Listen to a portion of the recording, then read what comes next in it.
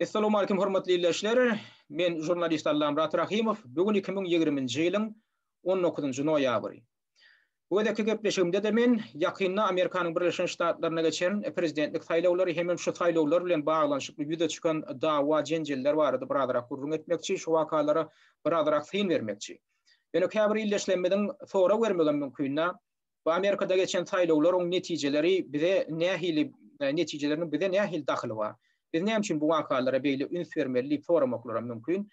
Ýöne şu waka hakykatdanam häzirki wagt dünýä jemgyýetçiliginiň üns berýän esasy syýasy wakalaryndan biri bolup dur. Buňa näme üçin dünýä jemgyýetçiligi şeýle üns bilen garaýar? Näme üçin biziň watandaşlarymyzdan bilen buňa şeýle üns bilen garamaly? Sebäbi Amerikanyň Birleşen Ştatlarynyň dünýä jemgyýetçiligine alyp barýan daşarky içerki syýasaty gönden-göni dünýäň her bir künjüne diýen ýaly öz täsirini ýetirýär. Näme üçin?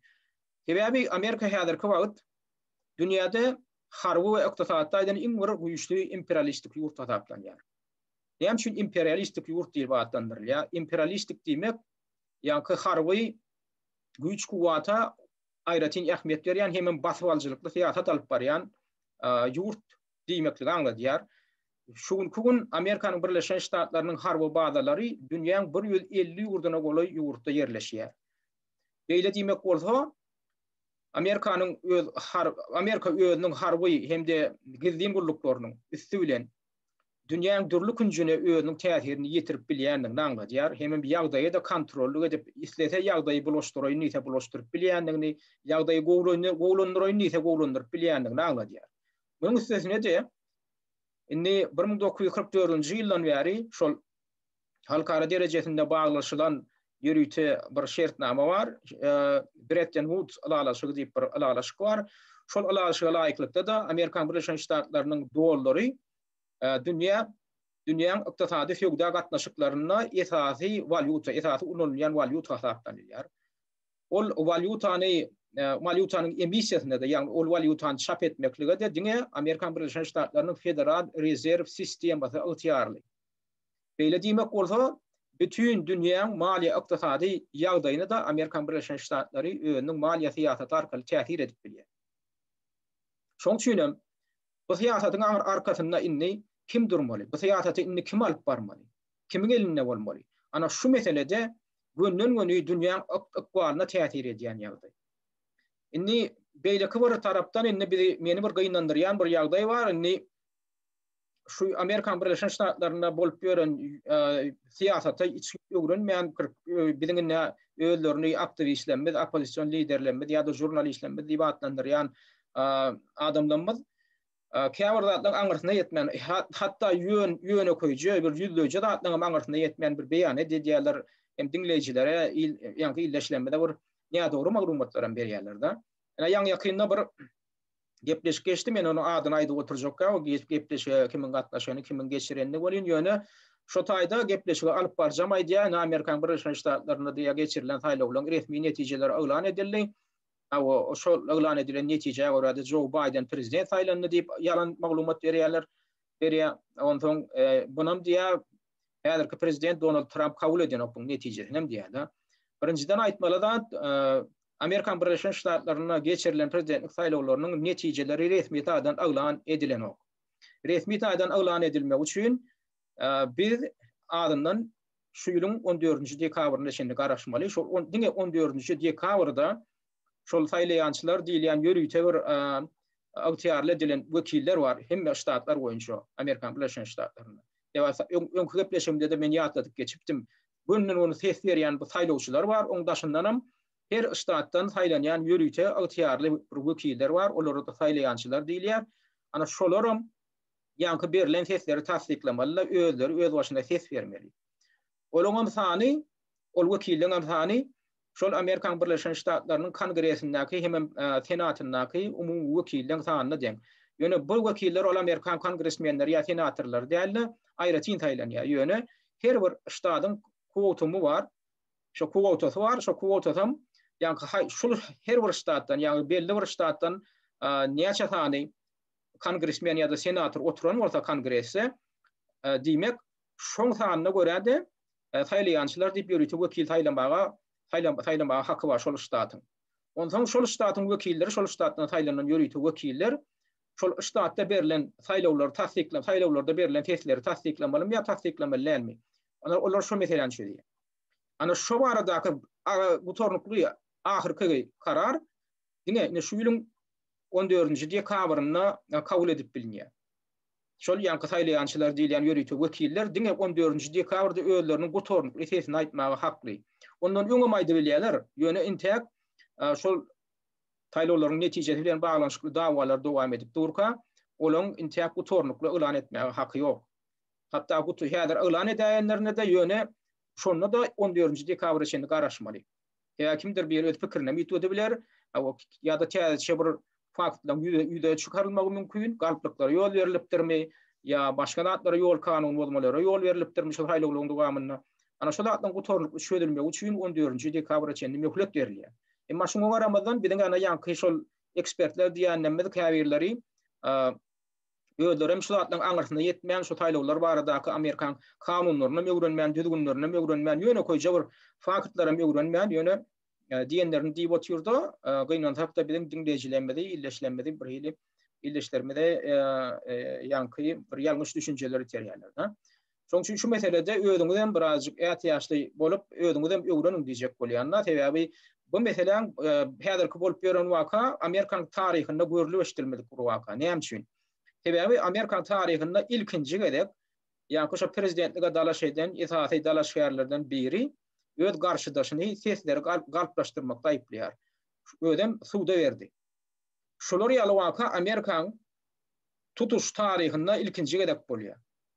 Häzirki oturan prezidentin häzir heniden wezipesini ýerine ýetirip oturan Donald Trump öz garşydaşy Joe Biden hemen şoň arkasynda durýan güýçleri, Demokratik partiýany hemen beýleki güýçleri häzirki geçirilen saýlawlaryň netijelerini gönden göni galplaşdyrmakda aýplady, hemen suwda ýutupdy. Şo barada häzir anyk aýtmaly bolsa, ana dek 2 gün mundan ozal özüniň Twitter saýtynda, Twitter sahypasynda Donald Trump şu arada göni hat ýa-ni öz pikirini ýazdy. Ne bu taýda näme diýip, bu taýda ingilisçe ýazylan näme de göni Trump'ın öz ýalan sözleri ýöne men şoň terjemesini okap bereýin. Trump näme hili aýplama bildirýär Joe Biden hem oň tarapdarlaryna.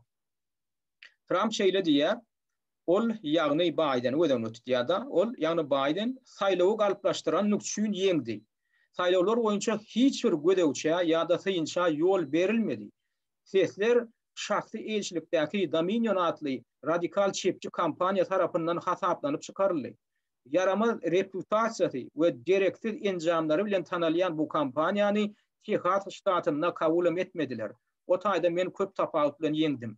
Media galp we sessiz otur we şuna meňdeşler. Indi görüşüňiz ýaly Trump günden göni tesleň galplaşdyrylmagyny aýplaýar. Joe Biden'i şoň netijesinde häzir özüni ýeňji diýip elan etdi diýip aýdýar. Häzir kawtamynda Trump Joe Biden näme diýär? Joe Biden tarapdarlary aýdýar, ha Biden niýe şol saýlaýançylaryň sesiniň derur bolan 270 tane sesten 290 ýam alla diýip elan edýärler. Ýöne bilen täp gutornukly resmi netije däl. Bu dislapky netije. Ýöne bu netijede häzir dawa asynda. Ine şu 270 diýmek näme? 270 diýmek ýa-ni men aýdandam her ýurt ýa-ni şol Amerikan Birleşik Ştatlarynyň her bir ştatynda ýörüýte wekiller saýlanýar. O wekiller sanam häl kaýdyşym ýaly Kongressdäki kongressmeniň ýa-ni wekiller sananda laýyk gelmeli. Şol ştatdan saýlanan odalky kongressmeniň senatdaky senatorlaryň umumy sanana laýyk gelmeli. Her bir ştatdan saýlanan. Ondan indi bu wekiller indi bu wekillerin tek häbirleri häzir öz seslerini anyk elan eden oklar. Ýöne bular nähili Joe Biden'e berdiler seslerin köpçüligini. Şu hamala ine şu ştatlarda Joe Biden ana köpçüligi alypmyşyn, seslerin köpçüligini alypmyşyn, umum halkyň köpçüligini. Şoň üçin awtomatik ýagdaýda ine bu seslerini şu ştatlardaky ýa-ni saýlaýançylar we ýa-ni wekillerin seslerini men aldym diýär etdiň şu sesleri öz adyna geçirip oturýar häzir. Ýöne bu wekillerin tek gutornukly pikiri, gutornukly netijesi ýa-ni kaýdyşym ýaly 14-nji dekabrda elan edilmeli. Şoňa üçin intek bu dislapky netije bolýar. Ine şol saýlaýançylaryň şol saýlaýançy diýilýän ýa-ni wekillerin yankı deslap sana hamalan ha 290 ha Joe Biden'a gidipdir, 232 senem eğer Donald Trump alıptır. Yöne eğer Donald Trump Michigan ştatına ya Minnesota Michigan ştatına Tesla'nın galpdaşlarlarının ayda ödem eline bir giden faktlar var. Ondan Pennsylvania ştatına Tayda Joe Biden alım diye oturuyor da 2% göre 1% de her göre ses alım diye oturuyor artık ses alım. O tayda da seslen galpdaşlarlarının hakkında bir giden faktlar var. Ondan Nevada ştatında da Joe Biden bir 2%'den göre artık macarak ses alım diye Trump'a göre olin bu tayda da her bir giden faktlar yüze çıkarılı seslen galpdaşlarlarının hakkında. İnni seyredin inni Donald Trump her şu ştatlarda Joe Biden'a karşı yankı suda yututtu. Şu seslen galpdaşlarlarının hakkında. Elinde de bir giden faktlar var. Yöne ne amollu? Şol yankı adına agdap geçen 3 ştatımın 3'ünün hem sudu Donald Trump'ın taraftarlarının hem şoň ştabının arzasyny kabul etmekden yüze gördü. 3 ştatın 3'ünün hem sudu yüze gördü. Häzir kawat. Näme üçin? Olar nämen bakan edýär? Olar aýdýar, siziň eliňizde diýe ýeterlik fakt ýok diýär. Ýöne intak derňe geçiren oklar. Ol ýeterlik faktlaryň bardygyny ýa ýokdugyny anyklamak üçin ilki bir prokuratura, tülçüler zatlar derňe geçirmeli. Şeýlem. Derňe geçirilmegine de görkezme beren ok. Awa berilen arzanam kabul eden okda ýok diýär. Siziň eliňizde ýeterlik intak delil ýok diýär da. Şeý diýmek bilenem suud şol işe, şol tesleriň galpdaşlarlaryň hakynda toplanan maglumatlara seyretmejekdigini, suud bilen geçirmejekdigini ma'lum etdi.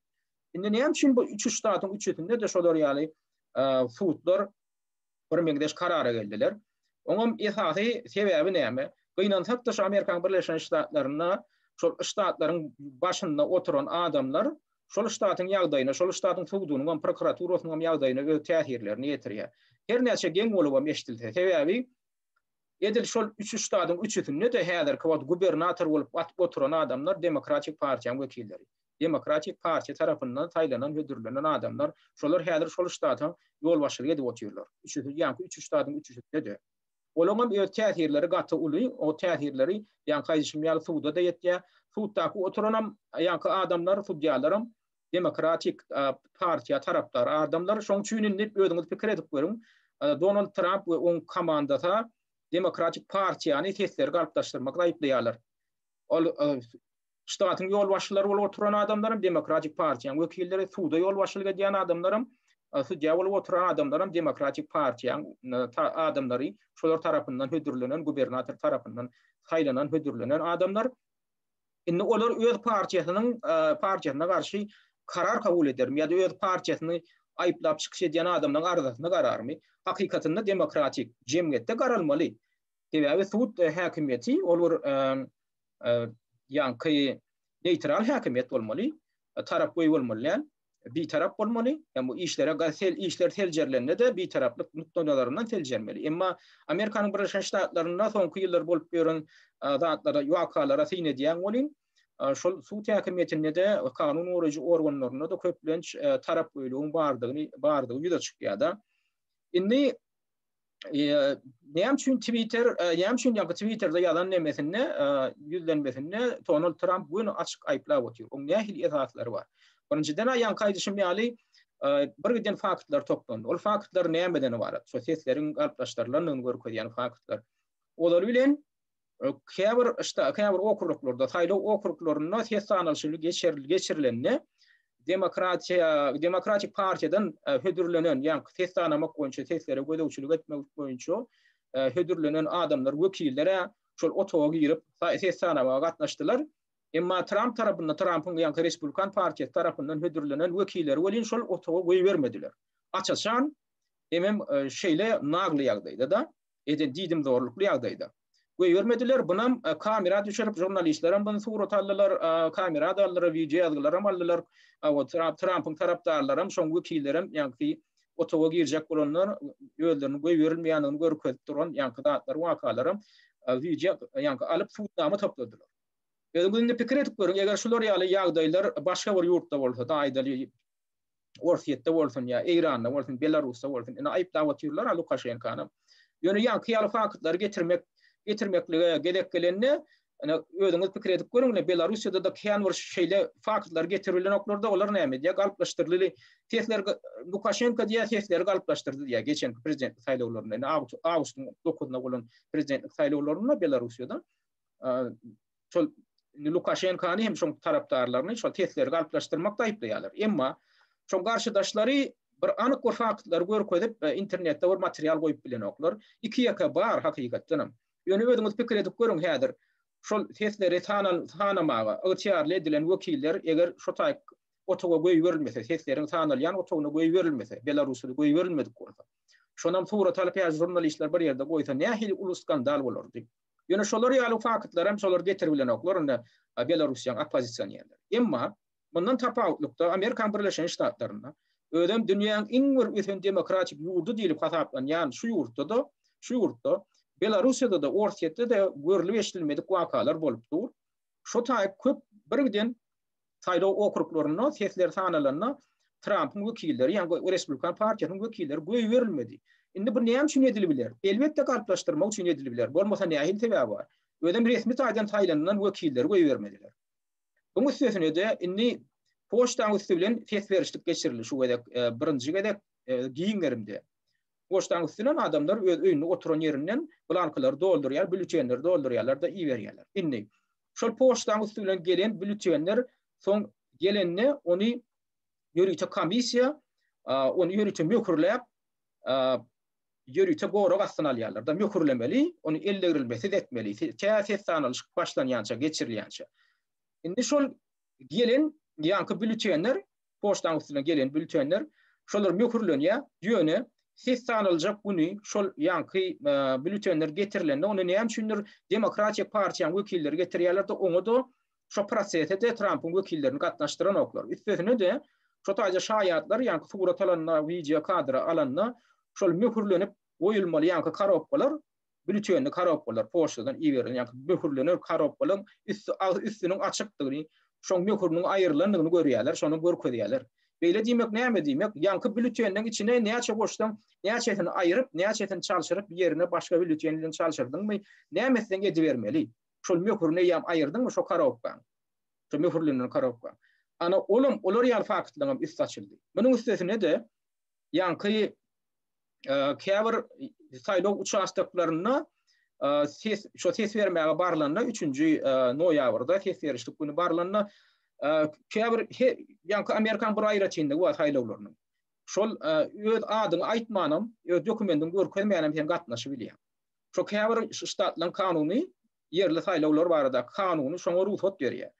Ana şolam Birleşen Ştatlarynyň saýlawlar barada kanunyň gaty geň tarapy näme üçin? Mesela üçin dünýäň aglawy ýurdunda saýlawlar barada bir bitew kanun bar. Aglawy ýurdunda bir kanun bar. Şo kanunyň düzgünleri hemme ýanky ştatynda da hemme provinsiýasynda da, vilayatynda da, raýonda da şol bir kanun hereket edýär, şo bir kanunyň güýji bar.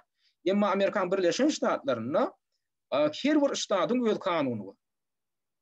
Federal ýanky saýlawlar barada tutuş hemme ştatlara degişli bir federal kanun ýokda.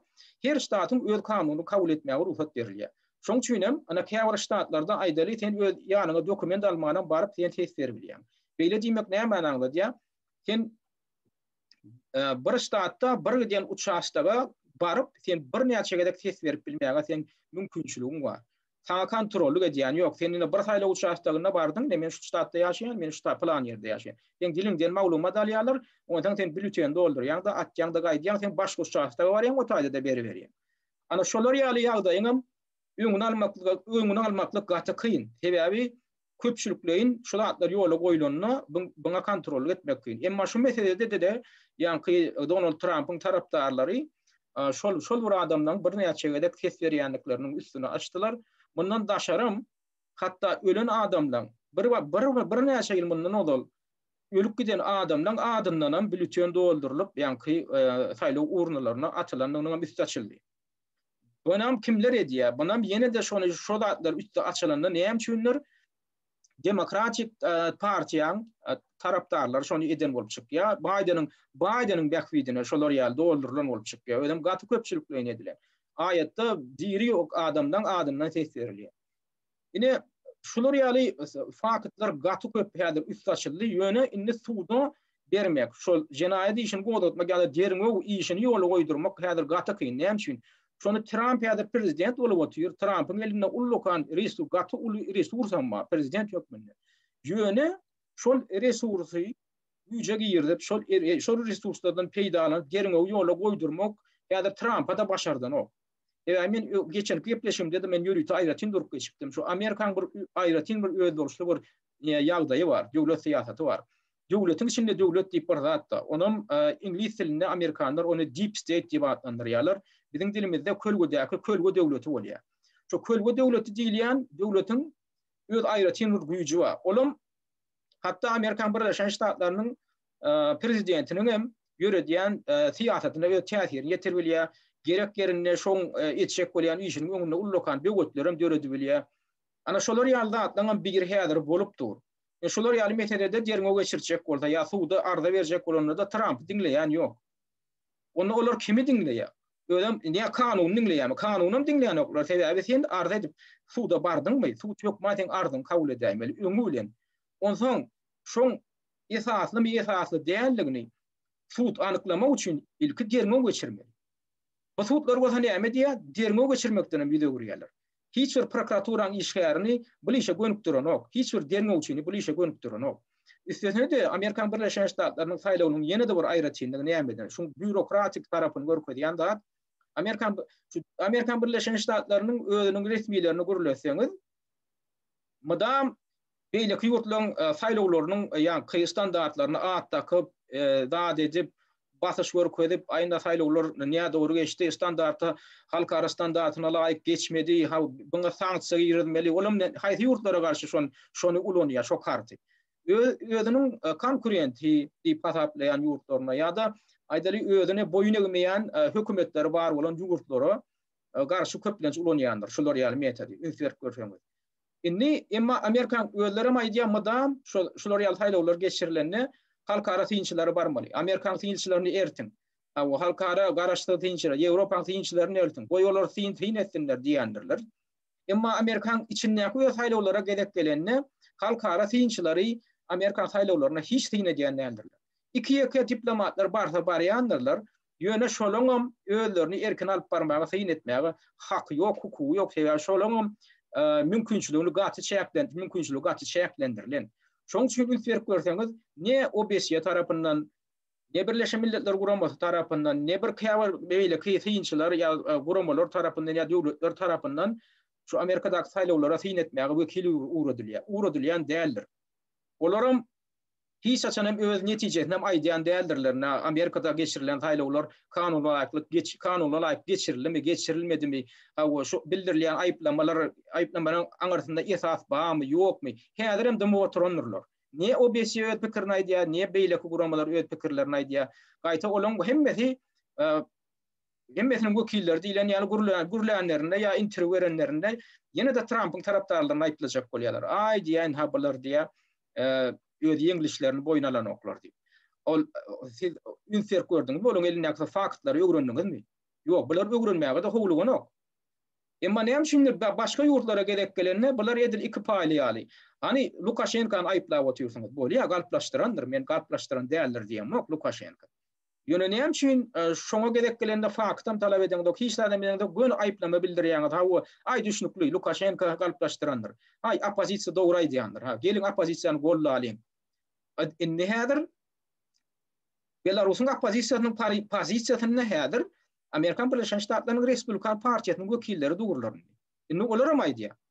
Edilli Lukashenka şol taýlawlaryň netijesini galplaşdyrşy ýaly Joe Biden hemem şoň wekil, şoň tarapdarlar, şoň arkasyndaky güýçler galplaşdyrdy. Ne biziň elimizde birgiden faktlar bar diýär. Emma buny hiç dünýä jemgyýetçiligi diňleýär gelenok. Habar ferişdelerinde de bular gaýta bilen goýýan maglumatlaryny, faktlaryny aýyrýarlar. Facebook'dan, YouTube'dan veya Twitter'dan ondan üstesine de jurnalistlerin habar seriş Amerikan Birleşen Ştatlarynyň habar serişleriniň ağlamasy näme üçin edil ýöne agy biriktiren ýaly bary biragdan Joe Biden'i eýen biňji diýip elan etdiler. Olam ýa-ni Amerikan kanunlaryna garşy gelýär. Resmi komissiýa Hem yankı Taylayançılar diyen vekiller 14. dekabrda öz gutornuklu neticelerini ilan etmeseler sizin yankı haber ediştelerinin şu arada ina gutornuklu neticesi şeyle deyip hiç orada ilan etmeye hakkınız yok. Şolun hakkı yok. Şimdi şular ilan edip oturuyor. CNN neydi? Yankı NBC neydi? Bir giden şular yal telekanallarda berip oturuyor da yankı Biden'ın tarafında. Ilan edip oturuyorlar bunu. Şuna mine bizimkiler, bizim kabar aktivistler, medya jurnalisti diyenler, medem Totuş yalarda kaytala oturuyorlar. Ana diye resmi ilan ediyorlar. Ana Joe Biden yanlış kazanıktır. Yok, resmi netice değil. O medya ama hakkı yok. Ondan hem için medya şular yali dağıtlara boşuluşup eyyam resmi netice deyip ilan edip oturuyorlar. Eyyam Joe Biden'ı yenici deyip ilan edip oturuyorlar. Demek şu Joe Biden'ın arkasında duran güçler, şu medyada kontrol eden güçler. Onun sebebi de şunlar bağlaşık. Öyle bundan ben odalam geçen gepleşkinde de aydık geliyenlerin.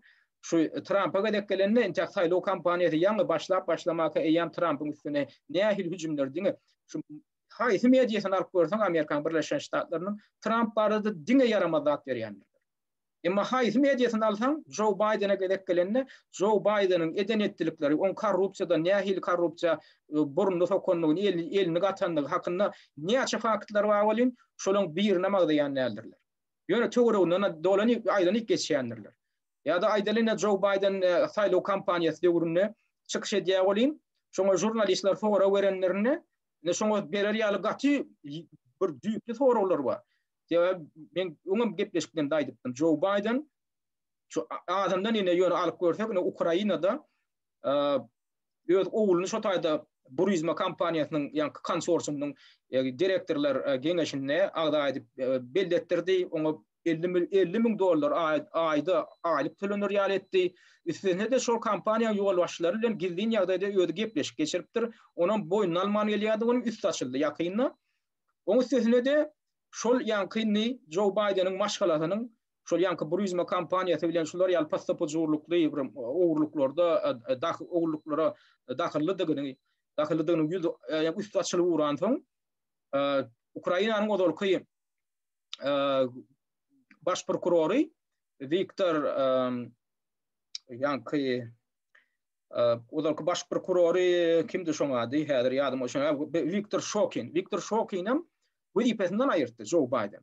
Ödem şonu arkayın boyun alıp otur. Ödem seyredip görümde şu taýda Joe Biden çıkış edenini şonu arkayın boyun alıp otur. Joe Biden'ın şu oğlu Hunter Biden şu Ukrayna'daki yankı energetika konsorsiumunun yol başçıları genişine 2014 yıldan beri şoňa agda bolup her ayda $50,000 aylyk alıp oturdy.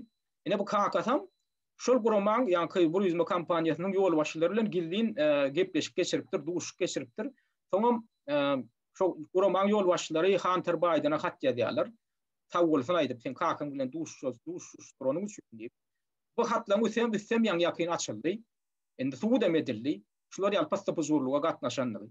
Inni şol iş boýunça Ukrainanyň baş prokuraturasy yankı derňe işin ýola goýdy. 2016-njy ýylda. Bunam näetdi Joe Biden Ukraina bardy da şoňa prezident Poroshenko batyş görkezdi. Sen şu prokuroruňy aýyr bolmasa des sana yankı sen aljak bolýan $1,000,000 kreditini men almady ýaly edip bilýän diýip haýwat atyp şonu işden aýyrtdy baş prokuror. Bulam ýene de halkara kanunlaryna garşy gelýär. Ukrainanyň Amerikan Birleşik Ştatlarynyň bu kanunlaryna garşy gelýär. Yankı ki ýurtlaryň içerki işine gatnaşyp üstüne de öz eden jenaýetçiligiň üstüne bastyr gösterip etmek üçin şolar ýaly batyş görkezmeklik bolanok hem gadagan hem jenaýetçilik. Indi şonam şu eden işine mine Joe Biden özüniň 2018-nji ýylyň ýanwaryny eden çykyşyna boyun alyp otyr. Ene şunu dinläp görüň öýde boyun alýar. Men niýe aýyrtdym şol ödem şol baş prokurorum yankı Shokinim ýönemene Shokin diýip atlandyran nokta Sukin diýip yankı Sanova Beach diýip. O beýdiýmegem Ganjyň oğlu diýip atlandyrýar. Это было саморазоблачение, признание в шантаже. В январе 18-го Байден публично хвастался, так нагнул Порошенко, и уволил генерального прокурора Шокина за 6 часов. Вы не получите 1 миллиард, я уезжаю через 6 часов, и если прокурор не будет уволен, вы не получите денег. И тот сукин сын был уволен. Его откровения вызвали у публики лишь одобрительный смех, но эта детективная история с самого начала тянула на расследование. Görüşmeyeli şu derme bu işleri geçirilmeye münasip iş diye da şunu edip veren işi, şunu eden işi olun, şol orada derme geçirilmedi. Donald Trump'am şu işler boyunca derme geçirilmeye de çağırış etti. Ama bunu gayet ayıplap, aytenin evet karşıdaşından deyince kolyan, sen Joe Biden'a yona yer ayıplama bildirýän näme diýen dip gayta Trump'y şol işin töwerüne barar ýaly etmedi da. Şol işi goýar ýaly etmedi. Amerikanyň içinde ýa-da Ukrainaň häkimetlerine batyş görkezip şol işi goýatmaga hem derin etmäge de mejbur eder etmediler. Indi bunu hem şunu edilýär, hem şunu şolar ýaly ýa-da prezidentlige dalaş eden adam şolar ýaly işe dahillik hem şunu on arkasy derin gelmeliler, işi derin gelmeliler. Näme üçin şolar ýaly korrupsiýa dahilli adam gelip ýa-da ýurda liderlik etmeli. Diýmek haýsydyr bir güýçleri, olam haýsydyr bir güýç diýilýän ýa-da ýaly kölge döwleti diýilýän ýa-da kölge häkimiýeti diýilýän häkimetleri şolar ýaly adam jinayete ýykyn edýän adam, eli hapa adam onu amatly bolup çykýan bolmaly. Başga düşünürşi ýok. Indi näme üçin ýa-da Donald Trump öz hatyna ýüzlenmesini şutaýda şu diýä bir kampaniýaň adyny tutýanlar. Dominion bir kampaniýa diýä şo kesler galplaşdyrmakda ul rol oýnady diýä da ne türkmençesinde men ýaňy aýdanlar. Kesler diýä şahsy ýeşilikdäki Dominion adly radikal çepçi kampaniýa tarapyndan hasaplanyp çykaryldy. Näme üçin şoňa aýratyn ünsürdir Donald Trump şo sesleň ýürüýte elektron teknologiýa boýunça hasaplanyp çykarýan bir kampaniýa tarapyndan galplaşdyrylypdyr diýip da. Ödem şo kampaniýany tehasy ertmediler diýip. Käbir ştatlar şol kampaniýaň ýanky ses sanalyş işine gatnaşmagyna ýol bermeýändir. Indi bu meselede hakykatdan hem Amerikada uly problema barmy? Şo sesler sanalanyna ýanky elektron taýdan enjamlar alkary sanalanyna galplaşdyryp bolýarmy? Ine şu waka hakykatdan hem suud edilen bir waka. Näme üçin? Sebebi şol elektron teknologiýaň üstü bilen seslerini galplaşdyryp bolýanlygy barada 2004-nji ýylda bu ullukan bir skandal boldy. Şol skandala sebäp bolanam şu IT teknologiýa boýunça Amerikan spesialisti Clinton Evgeny Curtis diýen adam boldy. Bu adam ören tanymaly adam, öz döwründe NASA'da ExxonMobil ýaly Amerikan gaty iri korporasiýalaryna işleyen adam, ödem jurist, üstesine de kompüter teknologiýa boýunça ýanky programmist, üstesine de şol belli bir döwürde menajer bolup işleyen ýanky bir Young Enterprise adly belli bir elektron teknologiýa boýunça bir kompaniýada menajer bolup işleyen. Indi şol nähili skandal tudurdy. Şol 2000-nji ýylda ödünün ýanky Young Enterprise adly kompaniýada işleyen ýuruna menajer bolup ödüni yerli ýanky George Bush şo döwürde 2000-nji ýylda George Bush Al Gore'a garşy durup prezidentlik saýlawlaryna gaty uly dawa jenjel bilen ýegiş diýip elan edildi da 2000-nji ýylyň noýabrynda. Ana şonu ýanky şu spesialist şo Clinton Curtis diýen adam şonda diýä sesleň diýä elektron teknologiýa arkaly galplaşdyrylmagy üçin diýä George'un taraptarlarından maňa diýä bizim kampaniýamyzda ýürüýçe we zakat geldi diýä. Bizim diýä başlap onu bilmedik diýä şol sesleri galplaşdyrmak üçin gelen zakatlygyny olam nähili zakat bolupdyr. O zakatdan kim berýär? O zakaty beren adam o siýasatçy, ödem Respublikan partiýasynyň kongresmen Tom Fini diýilen adam, ine şol adam. Bu öz döwründe kongresmen bolup işledi, Taýlandy 2003-nji ýyldan 2009-njy ýyl aralygynda. Soňam ýanky şo sesleriň galplaşdyryljak döwründe, ýanky 2000-nji ýylda Florida ştatynyň yerli ştat boýunça kongresiniň spikeri bolup işleýärdi şo döwürde. Şol adam. Ödem 2006-njy ýylda men bir fakty görkezjek bolýanna 2006-njy ýylda geçirilen pikir soraşlykda ýa-ni Amerikan ilatynyň arasynda şol adam ýa-ni kongresmen ýurtdaky 20 tane iň korrumpirlenen kongresmeniň hataryna goýulyp baha berildi da. Şu taýda Amerikada bir iş alyp barýan hökümete degişliler bir gurama bar. Ýa-ni raýatlar jogapkärçilik we etika urunyna diýip bir ýönetim gurama bar. Citizens for Responsibility and Ethics diýip bir gurama bar. Şo gurama käwat mahal pikir soraşlyk geçirýär ilatyň arasynda. Şol pikir soraşlykda Amerikan Birleşen Ştatlarynyň ilaty ýa-ni korrumpirlenen diýip hasaplanan ýa-ni özleriniň hasaplanan kimi korrumpirlenen diýip hasaplayan bolsa aýdy çynownygy şo barada özleriniň seslerini berýärler. Ine şu ýa-ni şu korrupsiýada aýplanýan şu Tom Finney diýilen adam, Thomas Finney, şol 20 tane iň korrumpirlenen kongresmeniň kataryna goýulypdyr da. Indi bu adama şol adam indi şol ýa-ni IT tehnologiýa boýunça kampaniýa ýüz tutýar. Ödem şo adam Florida ştatynyň kongresiniň ýa-ni ýerli geňeşiniň spikeri bolup işläp ýören adam ýa-ni Tom Finney diýilen adam. Şol şu kampaniýa Young Enterprise diýen kampaniýa ýüz tutýar. Şo kampaniýanyň menejeri bolup işläp ýören şo Clinton Curtis diýilen adam şondanam ýa-ni haýyşyny alýar. Dinleýär, romaýda bile diýýär ýal programa gerek, ýa-ni ses berilen ne diýär, şolar diýär adamlar diýär, taýlawçylar diýär, ses uçaklarına baryp diýär, kompýuter arkaly ses berenlerine diýär, ýani ekranda hebe bülten arkaly ses bermek bar, hem baranda ýürüýte ses berilen aparat goýulan bir nemelerim bar, taýla uçaşdaklary. Şolar ýaly aparat goýulan ses uçaşdaklaryna diýär, sesler diýär, näde galplaşdyrylyp bilinýär. Siz diýär programma düzüp şonu görkezip biljekmi diýär da. Indi bulan pikir edýär ýa-ni Curtis diýen, ýa-ni Clinton Curtis'in pikir edýär özüniň aýdyşy boýunça da şeýle men näme pikir etdim diýär. Bulara diýär ýa-ni galplyklaryň üstüne açmak üçin gerek bolýan olaýmasyn diýip biz diýär oturup ýa-ni ýürüýte programma ýazdyk diýär. Şol ýa-ni aparatlar üçin.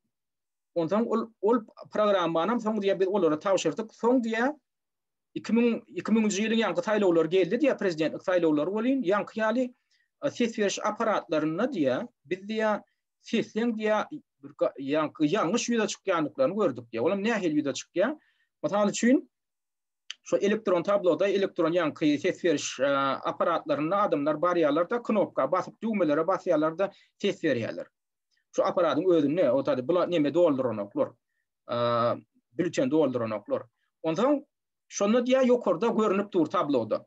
Näçe adam häzir George Bush'a ses berdi, näçe adam Al Gore'a ses berdi. Gidip dur mysal üçin ine Al Gore diýär sesleň köpçülüğini alyp barýar, iň soňunda diýär inni häzir sesleňini umumy jemi çykmaly bolanyna diýär, birden näçe sesler ýeri çalyşyp çykýar.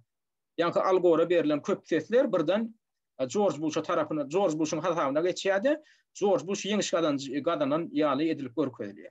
Ine şular ýaly problema diňe 2000-nji ýylda däl, ýa-ni 2016-njy ýylda Trump bilen ýa-ni Hillary Clinton bäsleşende de şolar ýaly problemalar Trump'yň tarapdarlary tarapyndan ýüze çykaryldy. Şolaram ýa-ni Hillary Clinton'yň diýär bähwidi üçin ýa-ni ýaly elektron tablolarda diýär sesleň sanynyň netijesi görkezilende sesleň ýeri çalyşyp çykýar diýär.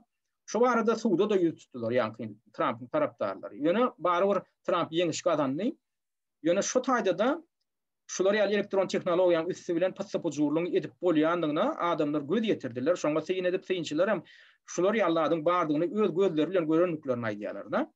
Ol bolup bilen nokta eger şu tutuş ses sanalyşynyň ses berişligini geçýän gününiň dowamyna haýtadyr bir kandidat aýdaly 10-15% tapawut bilen öňe barýan bolsa, iň soňunda gün tamamlanandan soň ses berişlik tamamlanandan soň o jemleri elan edilýärmi bolýar? Ýa-ni tablodaky kompýuteriň görkezýän sesiniň ýerli çalyşyp, ýa-ni karşydaş sesler adaly oturan adam birden ýeňji ýaly edip görkezilýär da. Indi şu atlaryň üstüne ýa-ni açýar, şu ýa-ni kompýuter tehnologiýasy boýunça bilen spesialist açyp onuň şu jurnalistlere ýöne interwýu berýär, ondan Bun galdıran skandalyny gohunu da kongresmenlerin käbiler ünsüriye. Ýöne bunu basyp ýatyrjak bolýarlar bu gohu bolan onun başaranoklar. Onun netijede näme bolýar? Şoň beren görkezmesiniň esasynda ýürüýte bir dokumental film hem çykdy. O filmim Amerikan ýaşaýan usulen ogurlamak diýip atlandylar. Stealing America Vote by Vote. Olam 2008-nji ýylda çykdy. Ýürüýte dokumental film. Ine şoňam esasynda da ýanky şul enha Clinton Curtis'in beren görkezmelerim esas edip alınıpdyr. Ýöne başga da şu Amerikada geçirilen saýlawlaryň nähili ýollar bilen galplaşdyrylýanlygyny tasdiklap dürli hili spesialistler, siyasatçılar, jurnalistler, analitikler interview berip ýanky dokumental filmde çykyş edýärler. Özlerim faktlary görkezýärler. Ol diňe oň bilen hem şäklenenok. Ondan soň ýanky şu ödem ýanky awtor we Clinton Curtis diýilen ýanky kompýuter teknologiýasy boýunça bilermen şu wakalar boýunça özüniň bir kitabyny ýazýar. O kitabyň ady Just a Fly on the Wall ýa-da beýdimegem diýwaryň ýüzündäki siňejik diýip diýmegi aňladýar.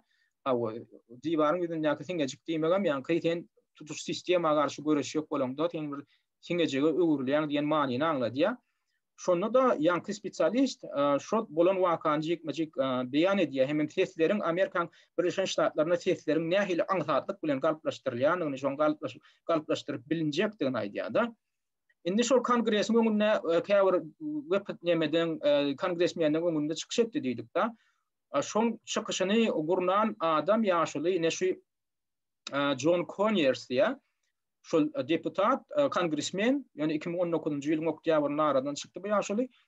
Şu kongresmen ýürüýte diňlenşik gurnady, ýürüýte bir komitetde, kongressde. Şoňa da ýanky nemeni çagyrdy. Şu şaýady, şu ýa kompýuter teknologiýasyny bilermen çagyryp, şoň diňlenşigini geçirdiler. Ondan daşary bu adam 2005-nji ýylda ýanky detektor, ýürüýte poligraf we hem ýalan söýleýäniň ýa söýlemeýäniň görkezýän. Şondan hem geçdi-de özüniň dogry aýdýanlygyny tuğut etdirdi. Ondan şol ýanky detektory ene şu ýanky özüniň aýyplaýan kongresmeni çagyrdy. Şu Tom Finney diýenim, şonam geçmekligi talap etdi. Onuň ýöne bu geçmek islemedi. Tom Finney ondan geçmek islemedi. Ýanky ýalan söýleýäniň görkezýän şol poligraf we detektorly jydylar. Ondan şeýtmek bilenem ýanky kompýuter teknologiýasy boýunça bilermen özüniň aýdýan sözleriniň dogrudygyny umumyň tasdiklady. Özüniň garşydaşynyň ejýdigini.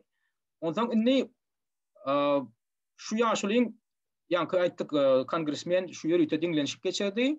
Şol diňlenşigiň netijesi barada da hem ondan hem has köpürak maglumatlar toplap bu kongresmeniň özüden bir kitap ýazdy. O kitapda da bu kitabyň adam Ohio ştatynda näme başa barmady diýär da. Bunda da ýanky George Bush'un alyp baran siýasatyna da syn berýär. Bir tarapdan üstesine şol saýlawlaryň döwründe, saýlawlaryň geçirilen döwründe Amerikan Birleşik Ştatlarynyň esasany prezidentlik saýlawlary geçirilen sesleriň nähili ýollar bilen galplaşdyrylýany barada ýanky kongresmeniň özü gurrun berýär ýanky kitabynda. Şoň üçin men näme üçin bu meselelere ýanky ünsü çekip oturýarym. Käbir adamlarda illüziýa bar da, şu hani Amerika özüni şeýle propaganda ýerler otýur da, ýanky dünýäň iň bir ötün demokratik ýurdy nämesi diýip. Buna da köre-körelik bilen hem anan ýany adamlar köp. Bu meselede de Amerika ýanky güýçli ýagdaýda ulanýar, habar terişlerini gaty güýçli ýagdaýda ulanýar. Onu ulanýan hem kimler? Ol habar terişleriniň aglabaty geçenki gepleşiklemde de men aýdyp geçipdim. Hususi ýeşilikdäki habar terişleri. BBC diýämiz, CNN bolsun köp tany şu ady belli habar terişleri ýani Washington Post diýdi, New York Times diýdi. Şolaryň hem bu kapitalistlerin elindäki habar terişleri, şolaryň öz elçiligindäki.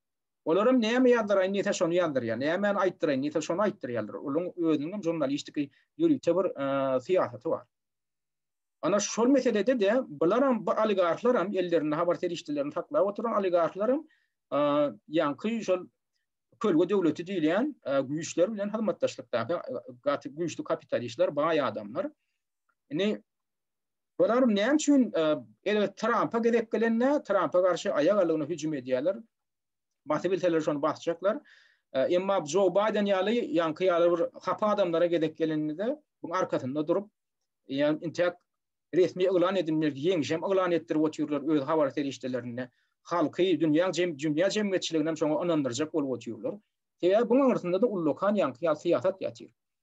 Inni Trump'ın bu tayda neyem ayıbı var. Neyem için Trump şeyle benim sistemani özüne atı yigrendirdi. Ne bizim kâvar yankı jurnalistler dinleyen ol bular ne medya Trump diye özünü güdü kalıp var ya. Trump diye jurnalistlere gedek gelen ne diye özünü hormatsız alıp var ya da tipik rayda oturanlar var da. Neyem için Trump'ı şu jurnalistler bilen Amerikan jurnalistleri değil yani ya bu notarın jurnalistleri değil yani nerem yigren ya Trump. Ama Trump'ın kimçiliğini tapmağa gedek gelende neyem için Trump'ın güdüne basıbilen okulur. Edil Joe Biden nakiyal kimçiliklerini sen plan yerde pulurlaptın. Plan yerde sen korrupsiya boyunca yürüyce girdiğin gepleşik geçiriptin. Ay plan hükümetin ha basış görüp edip sen öz edin cinayetçiliğini bastırıp ediptin diyen yali ayıplama bildirip bolcak wata bular bire yan bildirerdi onun. Ama Trump'tan yankıyal kimçiliğe tapabilen okulur. Ama beylik taraftan Joe Biden'a karşı bildirir yani gatı köp ayıplama var olin onun bular gol gatı gelen okulur. Görüşümüz yani şu tayda yankı taraf boyu öğülerini gatı taraf boyu alıp baryalar da. Ama hakikatında adat jurnalistika, erkin jurnalistika öğülerini onları alıp barmalı. Yani gıynan tapta yankı yalı siyasi meselelere gedek gelende da şahsiyetlere gedek gelende şu haber terişteleri yara yalı ulanır ya kimdir birlerinin hayatı bu güçlerin bekmeydi çünkü. Şimdi Trump'ın öğüdünün şu prezident olmağı 2016 yılda prezident saylanmağı ve yankı şu kölge devleti değil yani düşünür garaşılmadıklarının bolonluğunu görküzdü da. Şimdi Trump'ın hem haderket edip oturandadı. Yani sistemin öğüdünü suğda verip şeyde oturmağı Amerikan güdünün maslasını açıp oturuyor. Amerikan hakikatten şu demokrasiya deyip adlandırılan zadının anırsında hiç bir fundamentin bir fundamentin yoktuğunu görküzdü oturuyor. Bu tayda dine spektakl yal, dine maska yal bir zadın bardığını görküzdü. Şuna min isleyen oklar. Şu sistemanı, şu yankıyalı spektaklı görüldüyen bu işler, şunu itleyen oklar. Çünkü Trump'ı öğülerine hedir düşman tutun oturuyorlar. Bizim ayvamına çıyan, bizim sistemamızın büyüğünün şüyrüktüğünü görküyor. Yani şunu etme diyorlar. Trump'a mı diyor? Yok, ben şunu etecek diyor. Ne öğünüz fikir edip görün da, eğer hakikaten Amerika demokratik devlet olsa, öğünün ayrıca yani, ondan sonra beylik yurtları da şu demokratiyanı getirecek. Siz demokrat olmalı, ne olmalı, düzgünlerle olan yankı beylik yurtlarının üstünden boyundan takacak oluyor. Yönü esası soru. Sen öğüdün bir demokrat mı? Sen öğüdünde bir demokratiya var mı diyen soru olmalı, esası soru. Ama şu soruyu öňe tutmak kıyın. Şu soruyu öňe tutup eğer sen analiz verecek olsan Avrupa'da sen makalaňam, sen interwýuňam, sen söhbetleşdiňem şu taýda berilen ok. Eğer şu Amerika karşı şu sistemin şu yankı kölge sistematy, kölge döwleti diýilýän da karşı sen açyk çykyş etmek bolanok bu taýda. Şoňa gaty çykyş edip uratan gana Aýdaly Edward Snowden ýaly ana gahrymanlar wa Amerikan. Yani Julian Assange ýaly Awstraliýaly jurnalist we häzir Britaniýa türmesinde çüýräp otur. Görgüli. Ana şol sistema şol yankı kölge döwleti diýilýän güýjüň alyp barýan siýasatynyň üstüne açyp urady bolýan. Ana şeýdip bulara adar berip da edip şeýdip porlanýan da jurnalistler kenna, tynçylar ken, jurnalistler var, hukuk goraýjy adamlar var. Emma şolaňam akwaly barada media terişlere ken berýän däldirler. Onun bizim jurnalistlerimiz ne diye? Bizim jurnalistlerimiz hem şol yankı ya totusyaly gagılla oturan ya gıyır oturan şol marionetka mainstream haber teriştelerinin berýän maglumatlaryny özlerem köre bilen alyp gaýtalap oturýarlar. Şolaň aýdýanlar hakykatdyr. Emma aňarsana seýretsen bu sistema aýdaly näme üçin ýene de Amerikan siýasy sistemasynda dolanyp gelýän sebäbi şu Amerikan siýasaty dünýä tutuş ähli günjüne diýen ýaly öz täsirini ýetirýär. İstesine toplar özlerini demokrat ýaly edip görkezýär. Hakykatynda birazajyk yankı perden siri uğrayan bolýan. Bilen aňyrsynda demokratiýaňam hiç zadyňam ýokdugyny görünýär. Şonam aştyrmajak bolýan güýçler bar. Demek şolam özlerine maska takanyp demokratlar hökmünde maska takanyp öz şertlerinden beýleki ýurtlaryň üstüne yankı ne bize demokrat biziň hakymyz bar. Biziň moral hukumymyz bar diýilen hukuga bular eýe bolýarlar. Sen kim diýilenne? O bize demokrat. Sen kim diýlen bizene dünýäň tutuşkunjyny ähli ýerlerine biziň demokratiýa gurulmady gelýär. Biz özümizde gurduk, indi sizde de gurjak diýip. Şolar ýaly ýanky ikiyüzli galp syýasat alyp barýar. Indi bular özlerini gurmadyk zatlaryny beýleki ýurtlarda gururlarmy ýa gururlar gelýändirlermi? Ana şolam esas soruluň biri bolmady. Özü demokratik bolmady, özü demokrat bolmady adam, özü korrupsiýonер. Öz sistemasy çüýren şolar ýaly sistema bolsa. Bular beýleki ýurtlarda adalatlyk ýa söz azatlygyny ýa hakyky demokratiýany getirip bilermi? Şolaryň maksady şomu kaňyny? Daşary ýurtlarda, beýleki ýurtlarda rewolýusiýa geçirip oturýarlar. Şolar maliýeleşdirip oturýarlar. Ona şolaryň bal alada hakykatdan hem halkyň aladasmy? Hakykatdan hem şolar şo demokratik prinsipi getirjek bolýarmy? Ondan näme üçin özlerini bir gözli başda demokratik sistema döredip bilmeýändirler? Näme üçin häkel ýöne dörjela urýan, ony bulan bar poku çykyp oturýar. Diýmem onu şolaryň daşary ýurtda demokratik proses diýilýän zatlaryň şo demokratik rewolýusiýa diýip maliýeleşdirýän wakalarym bilen demokratiýany isleýän ýa şo demokratiýany gurjak bolýanlyklaryny görkezdenokda bilen başga maksatlara ýetjek bolýanlygyny şonu ýöne moral hökmüne ulanýanyny görkezýär. Eger hakykatdan hem demokratiýa bolsa, o nädip 150 ýyl bäri şu döwletiň başynda şo bir iki tane partiýadan prezident saýlanyp gelýär. Men geçen gepleşiklerimiň birini aýdypdym. 1852-nji ýyldan bäri, indi 150 ýyldan gowrak wagt bäri, Amerikan Birleşen Ştatlarynyň başynda prezident bolup gelýän adam ýa Respublikan partiýasynyň wekili bolmaly, ýa da Demokratik partiýanyň wekili bolmaly. O nähil demokratiýa bolýar? Bir iki tane ýöne bir oligarklar topary, ýa-ki tarap boýy toparlar, toplanypdyrlar. Oňa da saýlanýan adamlar kimler? Baý adamlar bolmaly, ýa da baý adamdan bähwidini arayan adam bolmaly. Olmasa sen saýlawlarda ýeňişgänlik bilen, ok seni maliýeleşdirmeseler, seni baý kapitalistler gollamasa seni maliýeleşdirmese sen saýlaw kampaniýany, sen adyň gaziýet jurnallarda çykan ok, telewizionyada çykan ok, olar köp pul durýar. Şolara bakna bolup, şolaryň bähwidini arap sen saýlanyp bilýän kongresde, senada da sen şo metod bilen saýlanyp bilýän. Prezident boljak bolsaň, şol ýanky baý bu işlere bakna bolmaly. Emma prezident ýanky Trump nädip geldi? Trump'ın özü milyarder bolansaň öz saýlaw kampaniýasyny özü maliýeleşdirdi. Şo güýje ýanky bu işlere bakna bolmady, şolara garaşly bolmady. Şoň üçin bilen ýanky bular üçin garaşylmadyk bir ýagdaý boldy. Trump'ın özünde milyarlarça dollar pulu var. Ol hiç kimden ýanky pul alyp, olara soň ertek gün olaň bähwidini arajak syýasat alyp barjak diýip hiç kime söz beren däl bolmaly. Indi men öz şaklaýşym boýunça İstesinde de onun Trump'ın ton kalıp baran siyasetine nähil boldy. Ol Amerikan öz ilatynyň aladak ne dogurdy. Ine biz aýdýasa näme ütüşük iş bitirdi diýip bir gatyr işem tapmaly bolsa da Trump'ın eden bir gowlugy diýip. Käbir adamlar kynçylyk çekýärler şo meselede. Emma adatı Amerikanlar gurulýan, birazjyk şu siýasatda ykdysadyda düşünýän adamlar gurulýan, olar gönaýdy oturýarlar. Trump'ın eden işi, bitiren işi soňky 4 ýylyň içinde Obama'ň ýa Bush'un bitiren işinden has köp boldy. Näme etdi? Esasy eden zady Trump daşary ýurtlarda iş alyp barýan Amerikan kampaniýalaryny ýygyna dolanyp getirmäge mejbur etdi. Näme üçin onu ýygyna dolanyp geler ýaletmeli? Ol önüme öndürýän ýanky korporasiýalary. Sebebi bular öz bizneslerini Amerikan Birleşen Ştatlaryna hasap aldyrýarlar da soňam öz önümlerini rahmet ücü ardanjak bolan ýurtlarda öndürýärler. Vietnam diýdi, Hatay diýdi, Indoneziya diýdi ýa başga Hindistan diýdi. Şolar ýaly ýurtlarda ýanky öz filiallaryny açýarlar da esasy öndürýän önümleri şo taýda. İş gücü ardan bir köpüge durýar. Soňam önümlerini ýene de Amerika satmaly ýa başga ýere göndürýär satmaly. Ýene de Amerikanlar şol öz kapitalistleriniň önümini ardanjak öndürilen önümini gymmat pullara satyn almaly. Trump näme etdi? Ýok siz beýtmersiňiz diýdi.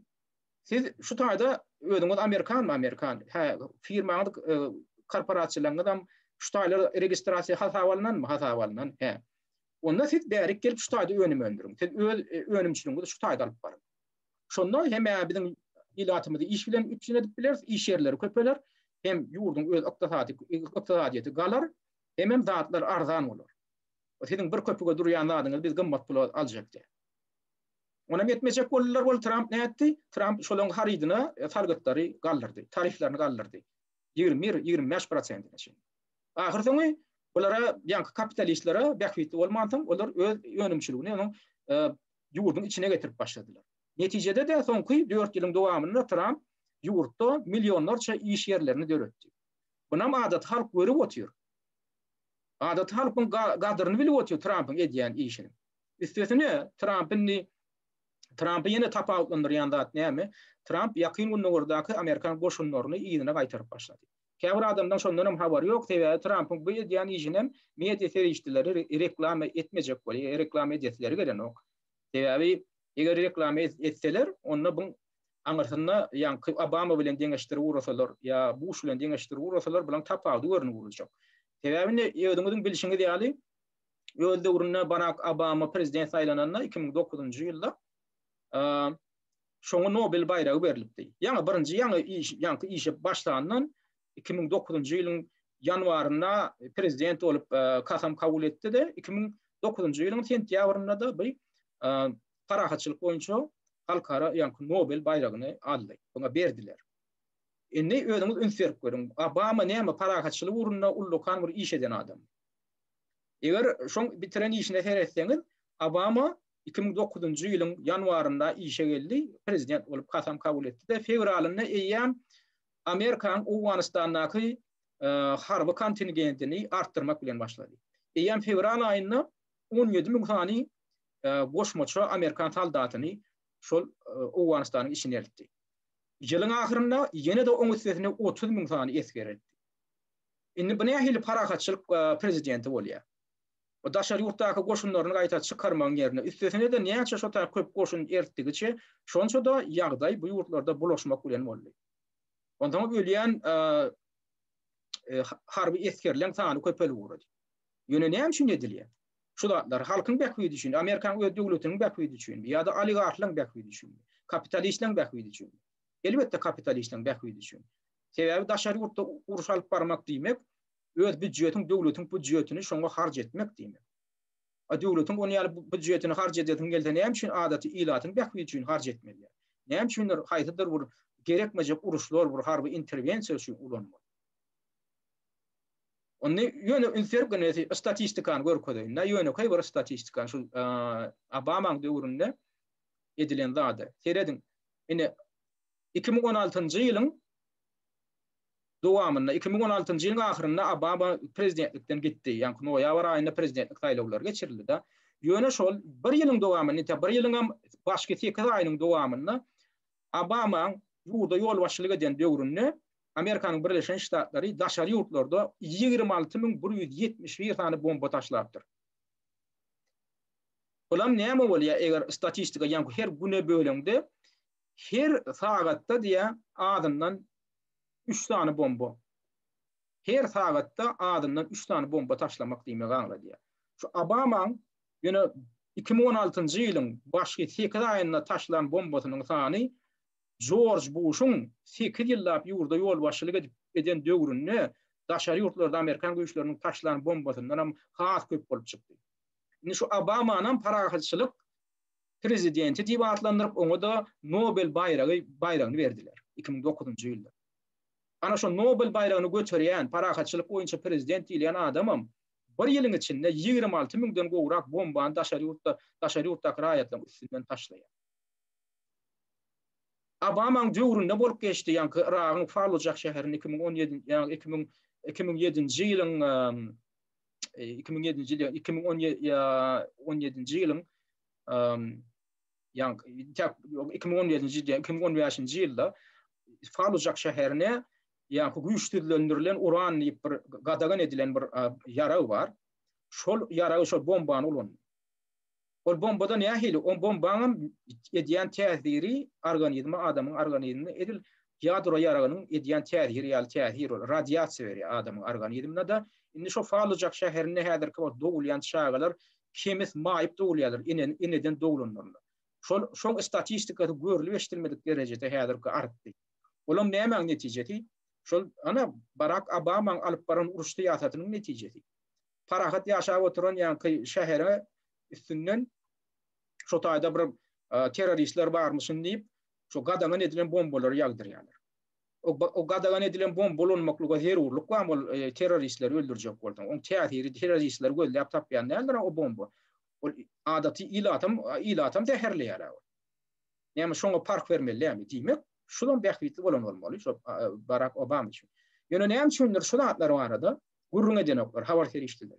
Näme üçindir biziň jurnalistler diýänim ekspertler, biziň analitikler medem şu atlar hakynda gurrun edenoklar da ýene de şo togutuşýaly, ýani habar terişdileriniň ýörediýän propagandasyny gaýtalýarlar.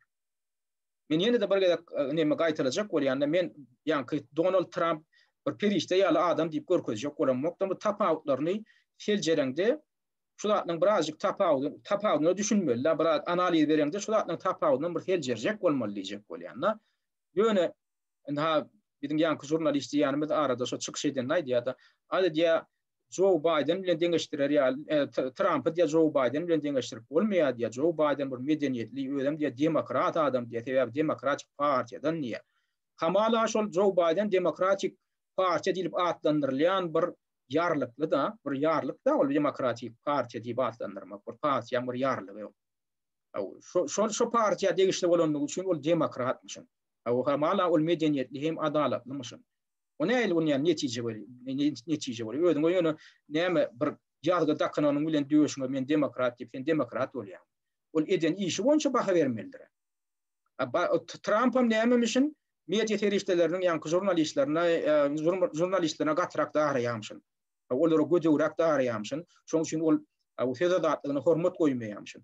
O media jurnalistlere hücum edýän adamlar kimler ol?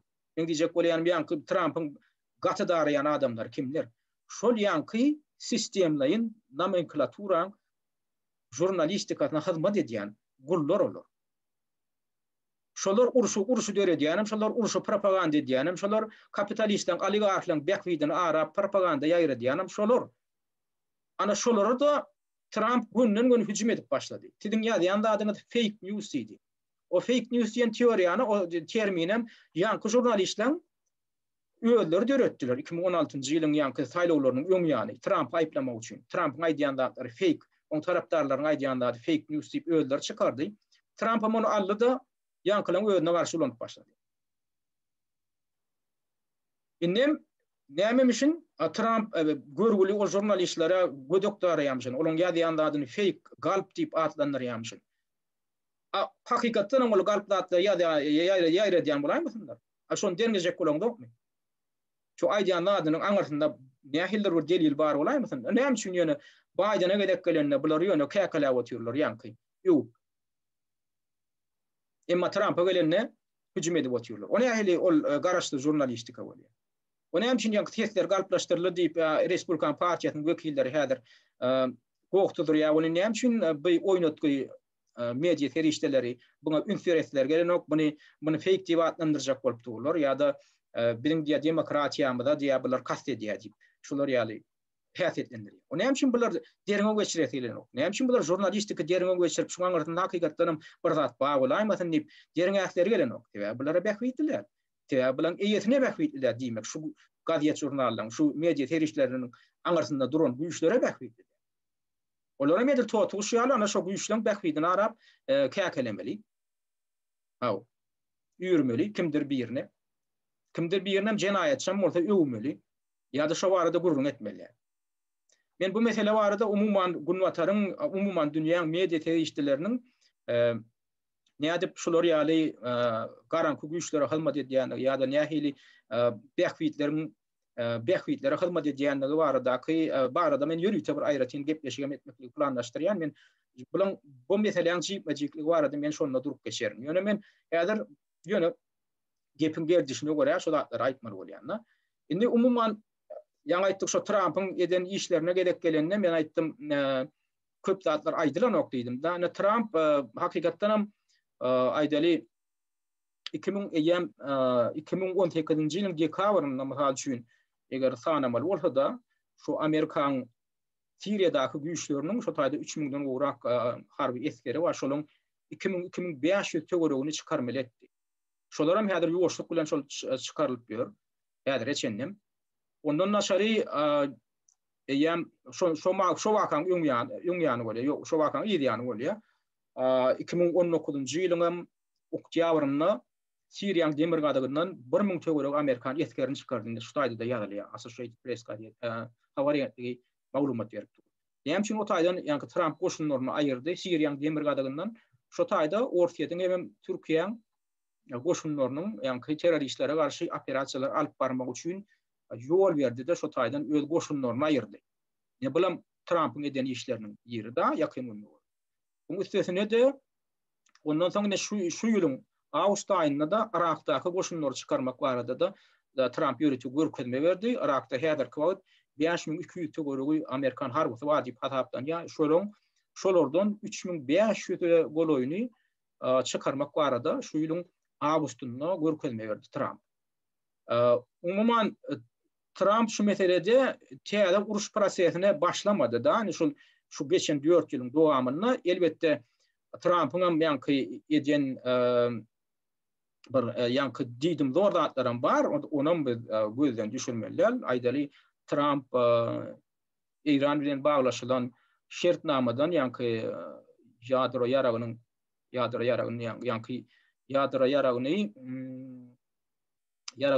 öňüni almak barada ýürüýte ýa-ni Iranyň programmasyna gödäwçilik etmek barada ýürüýte alalaşyk baglaşylypdy da. Şol alalaşyk 2015-nji ýylda baglaşylypdy. Iran hem ýa-ni ýadro ýaragyna eýilik edýän 5 tany ýurduň arasynda. Şondan Trump 2018-nji ýylyň maýynda bir taraply ýagdaýda çykdy. Amerikan Birleşik Ştatlaryny çykardy şu alalaşykdan. Şeýitmek bilen hem ýa-ni Irana garşy ýürüýte sanksiýa girilmek üçin etdi da. Bolmasa Iran şol baglaşylan alalaşygyň düzgünlerini ýerine getirip urany baýlaşdyrmak işlerini togtudanlygyny elan edip şo barada borçnama dally, halkara synçylaryndan öz ýurduna göý berip, ýurduň içine göý berip syn etmäge de şol wakalar şol işlere gödäwçilik etmäge de ruhsat berdi. Emma muňa garamazdan näme Trump Irana garşy ýankyýaly sanksiýalary girilmek maksady bilen şu alalaşykdan çykdy da biz Irany ananamdy. Iran biziň maglumatlarymyza görä Iran eldiňlik bilen urany baýlaşdyryp ýa-da ýaragyna eýiljek bolýar diýip hiç ýyl tutnama getirmeden ýa-ni sanksiýalar girilip başlatdy. Ýa-ni alalaşykdan çykdy da sanksiýalar girildi.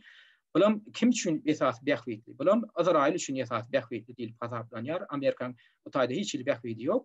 Sebebi İran özünün ýa-ni ganym düşmany diýip şo ýakyn gününe gördi. Izrail hasaplanýar. Eger bir ýerine hüjüm etmeli bolsa, eýle geljekde İran özünün ýadro ýaragyny ulanmaly bolsa da Izrail'e garşy ulanjakdygyny gizläp oturmak. Şoň üçin hem Izrail'im özgedeginde Amerika batyş görkezýär. Amerikanyň içinde de öz Izrail'in öz lobby işleri bar, öz bähwidi aralayjylar bar. Üstesine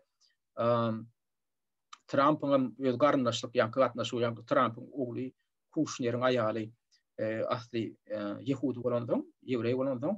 Bu taýda şol garyndaşlyk gatnaşyklaryň belki rol oýnaýanlar diýilen garaýşlar bar. Ýöne bular ýaly global siýasat alyp barylanyna bular maşgala gatnaşyklaryny da ara sokmalylar. Şonam Trump'ın görýäji taraplarynyň biri hökmünde görkezýärler. Ýöne beýlek tarapdan käbir synçylar aýdýar Trump arkasyny haýsydyr bir güýje diýiremese, haýsydyr bir uly oýunçylaryň oýnuny oýnamasa ýa-da oýnaýan hökmünde görkezmese Trump wezipesinde körsesinde kän oturup bilmezdi diýip hasaplaýanlar bar. Şoň üçin ýa-ni Izrail'in gollowundan peýdalandy. Izrail tarapdarlar diýişlerini gollowundan peýdalanyp geldi. Trump ýankyýaly özüniň siýasaty bilen.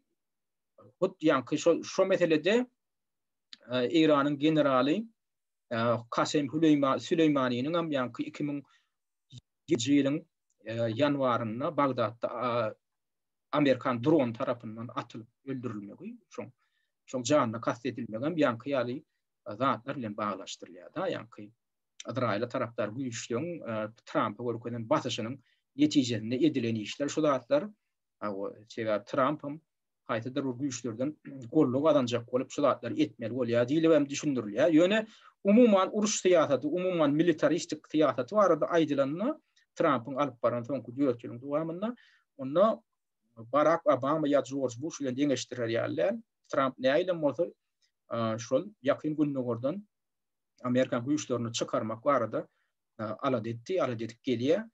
Üstesine de şu daşarda iş alıp barayan korporatsiyalar Amerikan bizneslerini yurdun içine getirme uğruna da ulu tagalla etdi.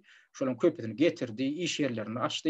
Şoň üçin hem adaty halk bunu ağlaba golloya. Şoň üçin köpler üçün ýa-ni Joe Biden'ın häzir ýeňiş gadanny diýip elan edilmegi gaty garaşylmadyk ýagdaý boldy. Köplerden näme edilip görýär adaty adamdan arasynda o näli jinayetde el var adam, bir giden korrupsiya başyny goşan adam, özüni Obama'nın vice prezidenti bolup işläp, yakın gününe orada uruş tiyatratyny alyp barmakda, militaristik tiyatraty alyp barmakda da ýakadan tanadan adam, halk içinde gollowdan peýdalanmayan adam nädip beýdip 50% köp tes alyp bilýär diýip adat adamlar öýlerini sonra görüp şoňa ananoklar. Üstesine de ýa-ni Respublikan partiýasynyň wekilleri faktlaryň üstüne açyp ýadyr suwda berip otyrlar. Indi bu wakanyň nähili netije bilen tamamlanjakdygy intek belli däl. Hakykatdan hem Trump'ın tarapdarları suwda edip biljekmi? Ondan eger aýdalýan 3 tane ştatda, men aýtdym şu esasan hem 3 tane ştatda teslerin galpdaşdyrylanyny bu arada suwutnamalar bar diýdim. Eger iň bolmany şu 3 ştatdaky geçirilen taýlawlaryň netijesi galpdaşdyrylypdyr. Şonam Trump'ın hasabyna bermeli edilýär. Täze şu 3 ştatyň 3'ünde de Joe Biden aldy diýip hasaplanýar da tesden birazjyk köpüňi. Şonu häzir Joe Biden'dan alyp Trump'a berseler, onda Trump awtomatik ýagdaýda ýeňiş gadanýar. Hakykatdan hem Joe Biden onu otulýar. Indi şu nähil buňam indi netijesi, buň nähili nime bilen tamamlanjakdygy, indi häzir ýerli suwutlara şondan video gurdy. Awa indi diňe ýokary suwut galdy. Yerli suwutlar video guran halatynda Trump'ın tarapdarlary onu ýokary suwutda federal suwutda ýutmaly bolýar. Ana şonda da belliti bolar. Ýöne Trump intägim özüni ýeňlenip hataplany. Buň üçin belli bir derejede esaslar bar. Indi umuman şuň kimen ne synym şolardan awarat men gaty köp meselelerini elbetde başyna degdim. Bolun ýöne men pikirimçe dinleyijiler üçin gadakly bolanlar diýip hasaplaýan täze şulatları dünyanın umuman giye siyasetine düşünmek için şulatlara bir düşünmeli, şulatlara içkin reaksiya etmeli. Yönü bir de görkezleyen bir yalpıllayan zatlara sinede otursan, mesela şimdi gözümde görkezleyen bir zatlar, gözümde görkezilmeyen edilen başka zatlar var.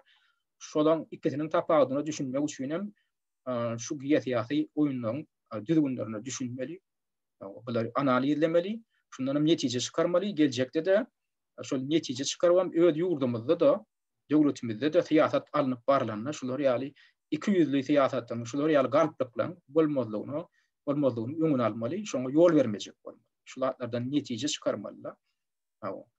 Man gepleşigine şu saýlawlar bilen, Amerikadaky saýlawlar bilen baglanşyk şuňky gepleşigim umuman ne aýçaklatdym şulardan barat, ýöne men ýankaýdyşym ýaly geljekde media terişçileriniň roli bardy.